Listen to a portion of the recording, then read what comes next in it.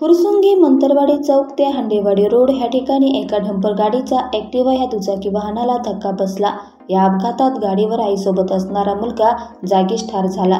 याबाबत अधिक माहिती अशी की दुचाकीवर पाठीमागे बसणारा शौर्य सागर आवळे वय 7 वर्ष राहणार आवळेवाडी वाघोली हा जागीच ठार झाला। कोमल सागर आवळे वय 32 वर्ष ह्या जखमी झाल्या। चालक बालाजी कोंडीबा पोळे वय 30 वर्ष राहणार वडाची वाडी ग्रामपंचायत जवळ पुणे याला अटक करण्यात आली।